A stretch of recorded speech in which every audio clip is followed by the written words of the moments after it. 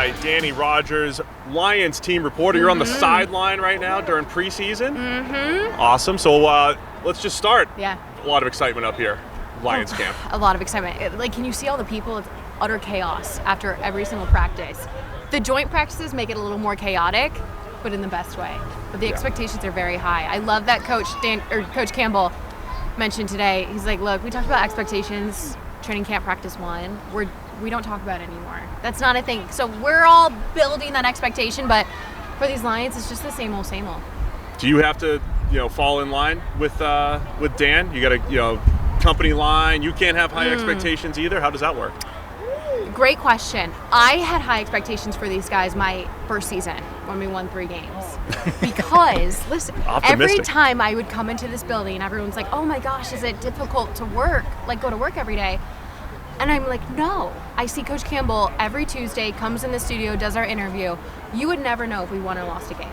So that my expectations have not wavered. They're the same always. And it's because how Coach Campbell runs his place, it's top notch. How noticeable is the difference in talent over the last couple of years? Because when we show up here at practice, we're looking at, each unit out there and you're saying, wow, there's depth there. There's a ton of good players, in the secondary. Every position group now suddenly seems to have way more depth and way better players across the board than we, tend to associate with the Lions. Yeah. How obvious is that from your vantage point? I think first off, it's helped that Brad Holmes has not missed on a draft yet. From Panay to Almonra last year to Gibbs and Campbell, that's where I'll start. Is he has hit on every single draft he's been here. But I was talking with Kelvin Shepard, our linebackers coach, in one of our production meetings, and he's like, I asked him, I'm like, look, this staff had such high expectations for defense coming out of last year's preseason. I remember the Colts game. I remember Coach saying defense had so much swagger. And I'm like, Coach Shepard, then the first half of the season happened. I'm like, the defense wasn't up to that level that we anticipated. And I'm like, how do you make sure that doesn't happen again? And he told me, he's like, one, the talent on this roster is not the same as it was last season, the year before. The guys that Lions relied on are no longer starters. And I think that's the biggest difference maker is, one, the depth. And the guys you relied on to start are now your second, third stringers. And you can tell night and day. There's a secondary out on that field now with veteran players who can lead guys like Kirby Joseph. Brian Branch still needs leading, although he is crushing it out here. So to bring those veteran guys in and build some depth and competition, it is night and day in the best way. The depth definitely stood out. The linebacker room where Alex Anzalone's starting, and it's a rotation of first stringers, right? It's Derek Barnes, it's Jack Campbell, of course, Malcolm Rodriguez. It is a very deep team. Yeah. And so I think that really stood out. I got a question about the beginning of the season. Yeah. The last couple of years, the defense has not been good at the beginning, and then kind of got better, especially last season. I don't know how do you practice that? How do you do that? Is there an emphasis on starting better this year? Because they got the Chiefs to kick things off. You can't start slow this year because you're going right to Kansas City. Yeah, and part of Kelvin Shepard alluding to the slow start is the talent that's on this roster is not going to let that happen. I'll tell you, the switch that happened last year when it was the latter part of the games, it was the defense who was actually winning ball games because of their cutthroat game-winning plays on the field. That's because the defense came into the locker room and they had a team-only meeting. And they got real with each other and they told each other essentially that they sucked, that people are losing jobs over this, and this can't happen anymore. So it took, it took firing a secondary coach. It took some big losses, some big hits to the chin, but they finally looked at themselves in the mirror and were like, we're not good enough, something needs to change.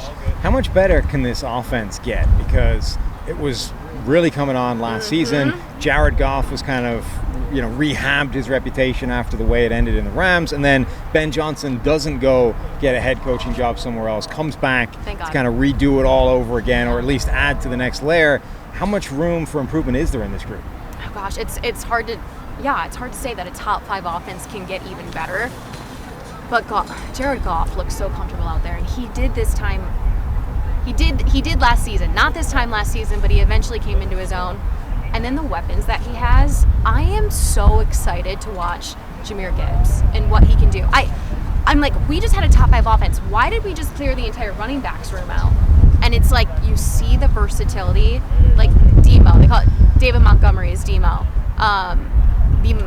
the action he will get in the pass game, him alone, will elevate this game. Jahmyr Gibbs, the weapon he is in the pass game and in the run game, will elevate it.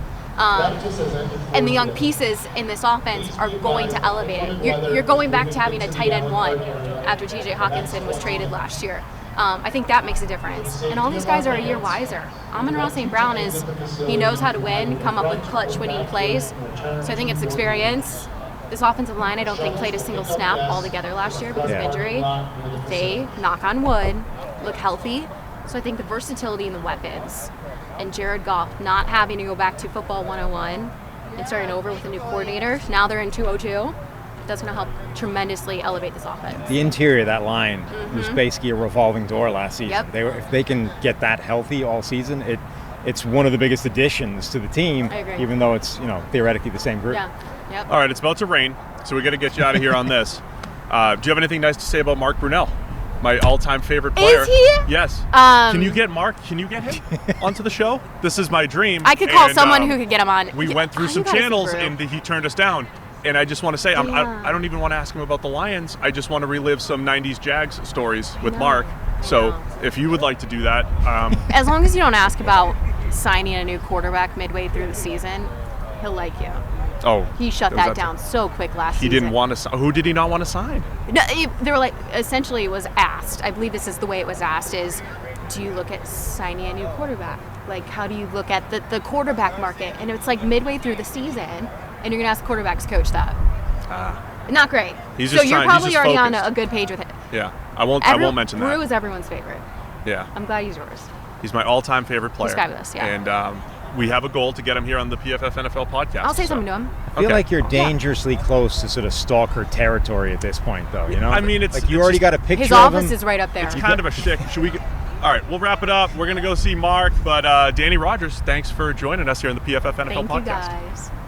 All right, we've got Alex Anzalone here, Lions linebacker, fresh off of practice. So how's camp going so far? A lot of buzz and excitement up here so far for you guys. It's good, man. As defensively, it's coming together. I feel like the additions that we made in free agency and also in the draft, it's kind of coming collectively all together as we get later and later in camp. So it's exciting to see, and you see, offense making plays, playmakers out there, and it's fun to watch, especially at them going against another team.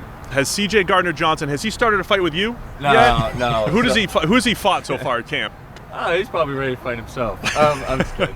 No, we go a little bit way back. He was at Florida my senior year, his freshman year, and then we played in New Orleans together. So I'm very familiar with how he is and how he operates, and I'm used to it. Obviously, it's a different flavor for some people, but especially when you go against a different team, that's when you love it. And I'm glad we had these joint practices, put it that way. He was making plays and right, running his mouth here, so it was fun. Yeah. We tend to think about guys who are getting better as players year on year. Have you noticed his trash talking and trolling game improve since his college days? He's definitely had some more confidence from when he was a rookie and even at Florida. So I feel like it's gotten better, but also there's more confidence behind it too.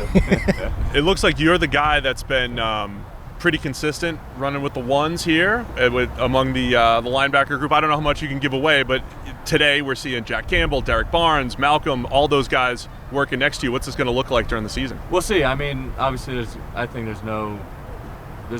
nothing to hide. There is a competition going on, but we'll see who comes out on top. But I think that no matter what, like those three players you mentioned, they'll all have a role at some point, or at some point in the game. They're all quality players and able to be starters. So, for them, it's just about consistency and doing the things that the way the coaches want. But we'll see.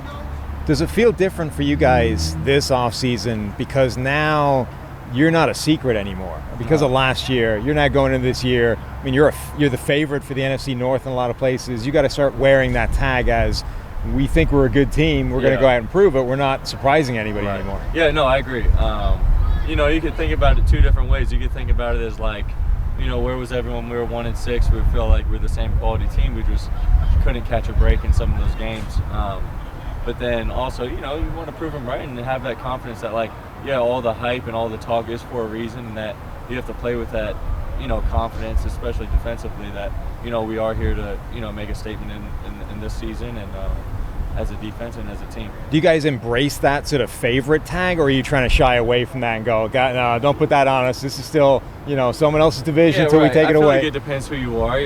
People different, but I think collectively, I feel like we feel a good sense of confidence going into the season, and I feel like that's the way it's supposed to be. And a lot of these guys haven't been here for years past. I mean, I got here in 2021, so I'm not familiar with how things have been this past decade. So it's a whole new group coming in here that they don't really understand the history and the feelings of what the Lions have been. So I feel like it's kind of like we got the swag and confidence going forward. We were just talking to Danny about how deep the roster looks right now. The secondary guys like Gardner Johnson, having a Brian Branch in there. How does the roster look? How do your peers look right now versus a couple years ago? I feel like the biggest testament to how good your team is your depth. And Dan and Brad have done a really good job of adding quality depth and guys that have the ability to have a role or just be plug and play players. And that's really what makes a team, especially as the season goes on. You have injuries. I think one of our coaches mentioned last night in a team meeting that we played with 10 different receivers last year. Yeah. So there's a lot of turnover throughout a season, and guys need to step up in certain situations. So depth is your best friend. Have you personally changed, anything significant from early in your career to now? Because you've kind of gone from being really unlucky with injuries, in your college career and now, you're actually you've avoided them for a while. Knock on wood. Yeah, right. Nothing really different. I feel like it's like you said, it's kind of like a luck thing. I think when I got hurt in 2019, I had a sit-down conversation with GM in New Orleans, and he's like, look, listen, he's seen the story so many times throughout his career of guys young, getting that injury bug labeled on them, and they end up having 10, 12-year career. So, I've been fortunate and blessed, and, it's kind of just nothing really different to answer your question. It just kind of continue being a pro. Let's wrap it up with this. How do you avoid the slow start this year? Is there a way to emphasize that and come out? You got Kansas City week 1, of course. Yeah, right. So I need to know the game plan for Patrick Mahomes and the Chiefs real quick. And then, but seriously, how do you defensively come out swinging like you guys? I feel like last year was definitely the biggest learning lesson, and honestly, it could be the biggest blessing in disguise as being one game short of the playoff berth. And I feel like that was such a big lesson for us that even defensively, we can't take one game off. We got to play at a certain standard every single game, no matter what happens. And we're not going to be shutting people out every game, but at the end of the day, it's about consistently playing sound football. Last thing I want to ask you is Jahmyr Gibbs, rookie running back, drafted as high as he was. A lot of pushback at that, particularly with analytics guys. As a linebacker, how special can this guy be? Yeah, as a linebacker, you look at what teams around the league and how they use McCaffrey, how teams use AK New Orleans, how teams use different backs that have that ability to be able to be a true running back and then be a scat back and run option releases, line up and empty and all those different things. So he has the opportunity to be special. It's what he does with it when the season comes. All right, Alex Anzalone, good luck this season. Appreciate you joining us. Thank you. Yep.